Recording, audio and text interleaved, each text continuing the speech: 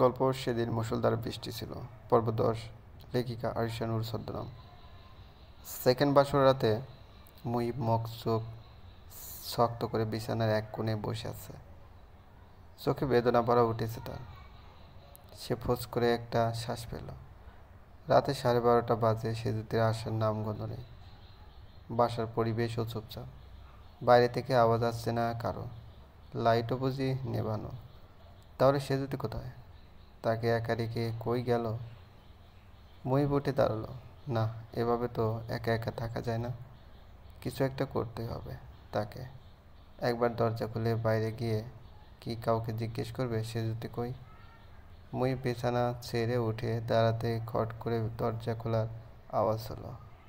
সেজুতি খুব সাবলীলভাবে ভেতরে ঢুকলো। তাকে বেশ হাসি খুশি লাগছে। নিশ্চয়ই ওই বদ কাজিনগুলোর সঙ্গে হাসাহাসি করছিল। মুহিবও তাকে দেখে বেশ স্বস্তি পেল। সে জিজ্ঞেস করলো, এতক্ষণ কোথায় ছিলে? সেজুতি রুমে এসে ঢুকলো, কিন্তু মুহিবের প্রশ্নের জবাব দেওয়ার প্রয়োজন বোধ করলো না। মুহিব আবারও জিজ্ঞেস করলো, কী হলো, কথা বলো। চুপ আছো কেন? সেজুতি আলমারির দিকে এগিয়ে গেল। মুহিব সেজুতির দিকে নজর দিল। সে বৌভাতের শাড়ি খুলে হালকা রঙের একটা সুতি ফতুয়া বা কুর্তি পরেছে। গায়েও সুতি ওড়না জড়ানো। শাড়ি বদলে ফেলেছে দেখে মুহিবের মন খারাপ হলো। সে এখনও এই গরমের মধ্যে পাঞ্জাবি জিন্স পরা। দিনাজপুরের শীতে যেমন হাড়ভাঙা শীত নামে, তেমনি বৈশাখ আসার আগেই আম পাকা গরম পড়ে যায়। সেজুতির রুমে এসিও নেই। মুহিব এতই ঘেমেছে যে তার পাঞ্জাবির পিছনটা ঘাম দিয়ে ভিজে চুপুটুপু। অথচ সেজুতি শাড়ি বদলে আরামদায়ক জামা পরে কাঁধে নিয়ে ঘুরঘুর করছে, হাসি তামাশা করছে। আবার চুলও অর্ধ ভেজা, মানে গোসল সেরে ফেলেছে ইতিমধ্যেই। ও মাই গড, এত কিছু কখন করলো? মুহিবের ধ্যান ভাঙল যখন সেজুতি শব্দ করে বাথরুমের দরজা লাগালো। ও তো সে আলমারির দিকে এগোচ্ছিল না, বরং বাথরুমের দিকে যাচ্ছিল। মুহিব আরও অস্থির হয়ে গেল। রুম আসলো কি? এসেই বাথরুমে ঢোকা, এ কেমন আচরণ? সে এবারে রুমের এপাশ থেকে ওপাশ পায়চারি শুরু করলো। তার মুখ অত্যন্ত গম্ভীর। সে যদি 5 মিনিটের মধ্যে বের হয়ে বেশ বড়সড় একটা ঝটকা খেল। মুহিব সিগারেট খাচ্ছে আর সারা রুম জুড়ে পায়চারি করছে। এ পর্যন্ত ঠিক ছিল, কিন্তু হাঁটতে হাঁটতে সিগারেটের ছাই মেঝেতে ফেলে দিচ্ছে বড্ড আয়েশ করে। অন্যদিন হলে এই কাজের জন্য সে যদি কিছু কথা শুনিয়ে দিত মুহিবকে, কিন্তু আজকে কথা বলা মানে তাকে প্রশ্রয় দেওয়া। তাকে প্রশ্রয় দেওয়ার কোনো মানেই হয় না। কাউকে প্রশ্রয় না দেওয়া বা ইগনোর করার মূলে হলো কথা না বলা বা কম বলা। সে মুহিবকে পাশ কাটিয়ে আয়নার সামনে গিয়ে চুল আঁচড়াতে লাগলো। মুহিব বিছানায় গিয়ে বসে সুন্দর করে একটা হাসি দিল। সে এমন জায়গায় বসেছে যেখানে থেকে আয়নায় প্রতিবিম্ব হয়ে তাকে সে যদি দেখতে পাবে। কিন্তু না, এত সুন্দর করে হাসি দেওয়ার পরেও সেজুতির কোনো ভাবান্তর নেই। সে আপন মনে চুলে বেনি করায় ব্যস্ত।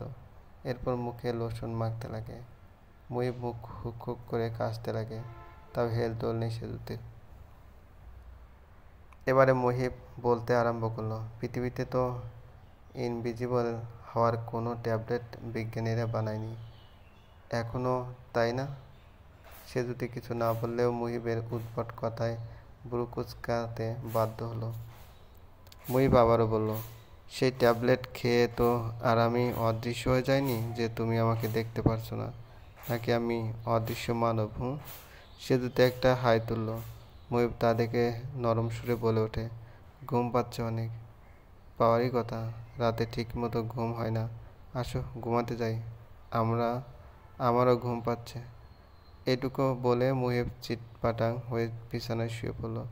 সে ডান পাশে শুলো যেন সেজুতি বাম পাশে শুতে পারে। কিন্তু সেজুতি তাকে অবাক করে দিয়ে রুমের বাইরে যেতে লাগলো। আস্তে করে সে দরজা খুলল। তা দেখে মুহিব বেশ আওয়াজ করে বলে ওঠে, এই এই, কই যাও তুমি? সেজুতি ঠান্ডা গলায় বলে ওঠে, আজকে আমরা কাজিনরা ছাদে প্রজেক্টর লাগিয়ে কাবি খুশি কাবি গাম মুভিটা দেখব। আমার আস্তে আস্তে সকাল হয়ে যাবে। আপনি চাইলে দরজা লাগিয়ে দিতে পারেন। এরপর মুহিবের দিকে তাকিয়ে হালকা হেসে বলে, গুড নাইট মুহিব। মুহিব হতভম্ব হয়ে যায়। কাবি খুশি কাবি গাম দেখার জন্য সে যদি তাকে একা ফেলে চলে গেল। যতই হোক, আজকে তাদের সেকেন্ড বাসর রাত। এমন কাজ করতে পারলো সে যদি? বিবেক বাধা দিল না। সে তার জায়গা হলে কোনো দিন এমন পাষাণের মতো আচরণ করতে পারত না, বরং সারা রাত জড়িয়ে ধরে মিষ্টি প্রেমময় গল্প করে কাটিয়ে দিত। তা না, সে কেন মুভি দেখতে গেল, তাও শাহরুখ খানের মুভি। আরে ভাই, শাহরুখের মধ্যে কি আছে যা তার মধ্যে নেই? মুহিব কি কম সুদর্শন নাকি? মুহিবের এই মুহূর্তে শাহরুখকে নিজের মেল ভার্সন অফ সতীর মনে হচ্ছে।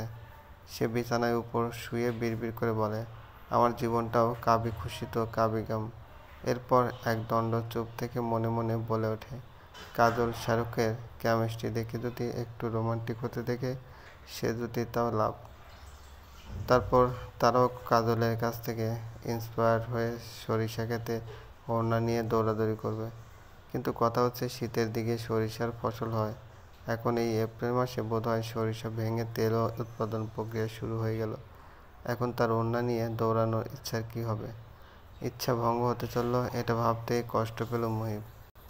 কিন্তু সে সেজুতিকে এমন একটা চমৎকার রাত্রিতে তাকে ফেলে একা একা কাবি খুশি কাবি গাম সিনেমা দেখার জন্য ক্ষমা করবে না, কোনো দিনই ক্ষমা করবে না। No, never. সে চোখ বুজে ফেলে। বড্ড ক্লান্ত লাগছে তার। শোয়ার সঙ্গে সঙ্গে মুহিব ঘুমিয়ে গেল। একটা সময় তার ঘুম গভীর হতে লাগে। জুই বসবাস করছে আমেরিকার শহরে নিউ ইয়র্কে।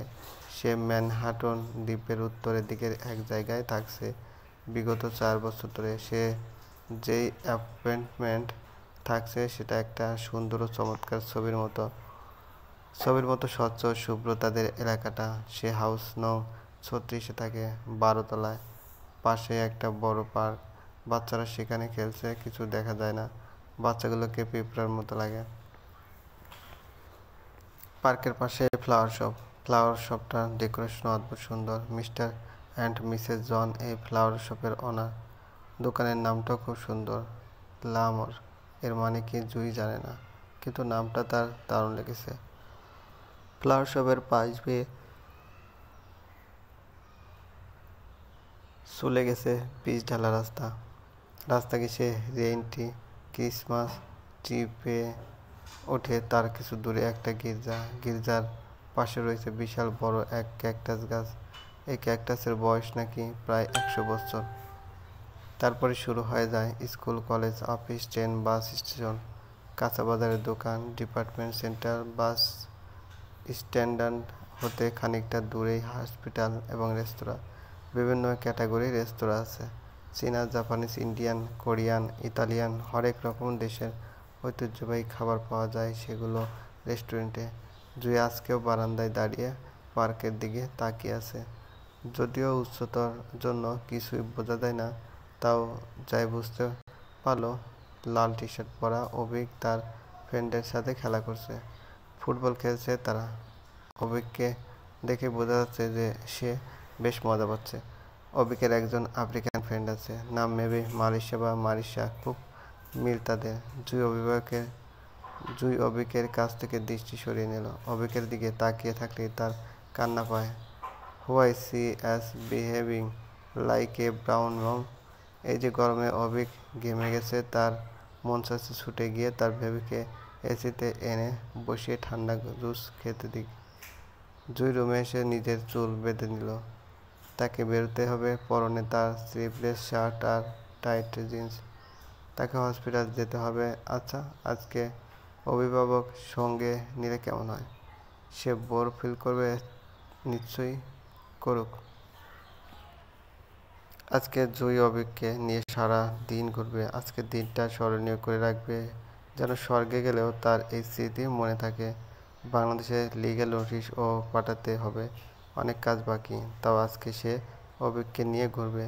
মাকে নিয়ে অভিকের কিছু স্মৃতি তো থাকাই চাই, যেন অনেক বছর পর কোনো অলস দুপুরে মাকে নিয়ে ভাবলে কিছু মন কাড়ার দৃশ্য ভেসে ওঠে। জুই গাড়ির চাবি নিয়ে বের হয়ে লিফট দিয়ে নিচে নেমে গ্যারেজ থেকে গাড়ি বের করলো।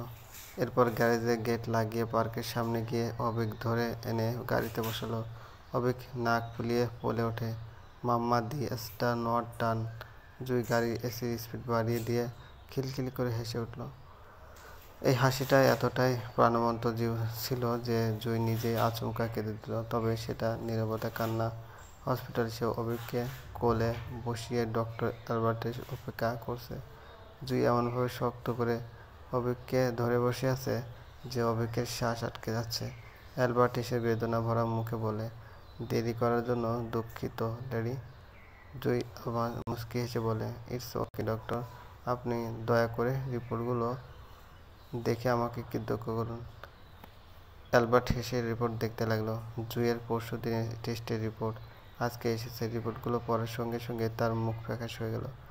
জুই শক্ত করে অভিক জড়িয়ে ধরে চুমু খাচ্ছে একাধারে। অ্যালবার্ট বলে ওঠে, আই এম সরি মিস জুই। কীভাবে বলবো বুঝতে পারছি না। অপারেশন সাকসেস হওয়ার চান্স কত % ডক্টর? 20। জুই চোখ বন্ধ করলো। গাল বেয়ে পানি পড়ছে তার। অভিক অদ্ভুত নজরে মাকে দেখছে। জুই শান্ত সুরে বলে, বাট ইটস আমেরিকা। আমেরিকায় কি অপারেশন আনসাকসেসফুল হতে পারে না? আমেরিকাতে মৃত্যু আসে, তাই না ডক্টর? সব ঈশ্বরের ইচ্ছা মাই ডার্লিং। জুই আচমকা হু হু করে কাঁদতে লাগে। এই মুহূর্তে যে কেউ তাকে দেখে মুগ্ধ হবে। এত অপূর্ব লাগছে তাকে। কোথায় যেন বাঙালি আভা ফুটে উঠেছে। কাঁদছে জন্যই কি তাকে বাঙালি আর 10টা মেয়ের মতো লাগছে? অ্যালবার্ট ঘাবড়ে গেল। কি বলে সান্ত্বনা দিবে জুইকে? এ যে অনেক ভয়াবহ রোগ। জুই যেমন হুট করে কেঁদে দিয়েছিল, তেমনি হুট করে কান্না থামিয়ে হেসে অভিককে উদ্দেশ্য করে বলে ওঠে, আইসক্রিম খাবে বেবি? কফি ফ্লেভারে? অভিক মায়ের গালে চুমু খেয়ে বলে, আমি কিছুই খাবো না mamma, please don't cry. Mamma is not crying baby. চলবে। গল্পটি ভালো লাগলে অবশ্যই লাইক করবেন, কমেন্ট করে জানিয়ে দেবেন। চ্যানেলে যদি নতুন হয়ে থাকেন অবশ্যই সাবস্ক্রাইব করে পাশে থাকা বেল আইকনটি প্রেস করে রাখুন। ধন্যবাদ, ভালো থাকবেন।